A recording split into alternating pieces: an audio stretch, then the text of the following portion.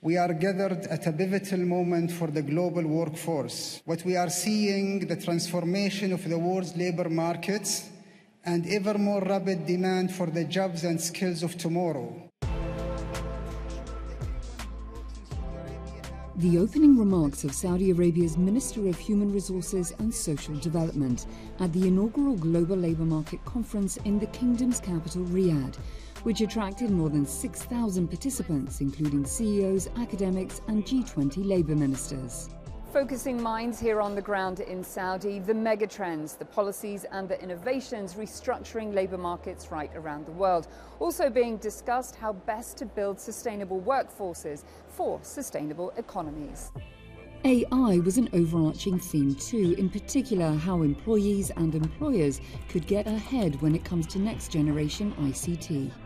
Despite its many labour market milestones of recent years, not least increasing the number of Saudis employed in the private sector from 1.7 to 2.3 million, Saudi Arabia's ministry was candid about the work that lay ahead. As you know, the theme of this conference is more toward the AI and the artificial intelligence. And the latest statistics says that it's more than 133 million jobs will be created from now until 2030. We need to improve the skills of the labor to be ready for these jobs. Talk to me about the vulnerable in society and how we address inequalities in the labour market. Yeah, this is very important. In Saudi Arabia, luckily, we have grown from 17% women participation to 35%, which is ahead of our target in 2030. Also, we have the youth participation. We have plans to increase the youth participation, especially the new graduates, to have a new leap into the market. Whilst young populations challenge some nations' labour markets, other European countries face the opposite problem. Minister, if we look at your demographic and ageing population in Greece, how does that play into your future labour market strategies? This is a very big problem for Greece, as for the whole European Union. Maybe AI will help us on that, to be honest, because some of the jobs that now will need human force, in the future will not need human force anymore. Famously and historically, Greece has had one of the highest unemployment rates in the world. As we head into 2024, how are you positioned? For the first time in 14 years, we are below 10%, 9.6%. We will need 2 or 3 years to reach the European average unemployment rate. Climate change and natural resource degradation are additional megatrends altering how we produce, consume, trade and work.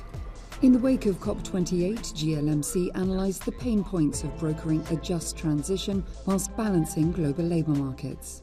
World Bank estimates about 140 million migration already, 1.2 billion going to 2050. And that creates a set of population that requires gainful employment. But unfortunately, a lot of that is in the low-income, low-skill sector. Now, at the same time, there's a large talent demand, millions of jobs that are needed for climate mitigation and climate adaptation actions. But most of these jobs, instead, are at a higher skill level. To ensure nobody is left behind in the delivery of a just, inclusive and equitable transition for energy and the international labour market, some are calling for more gender-focused frameworks and investments. Women, for example, make up a large proportion of the agricultural sector. In the global south, up to 70% are most likely working in farms, low-level, low-skilled, labour-intensive jobs. So when climate change strikes and you have flooding, jobs are lost, lands are lost, she has to work harder, sometimes pull her children out of school to join her. Now, these children will contribute to future unskilled labour markets. And then that brings you that vicious cycle. As GLMC drew to its 2-day close in Saudi, for some it was almost the end of their working week. We call it the 100-80-100 rule. 100% pay, 80% time, provided you get 100% productivity. And who would have thought that healthier, happier, more engaged employees would be more productive? And the productive discussions will continue in the year ahead until GLMC delegates and decision makers reconvene for the event's second edition in Saudi next year.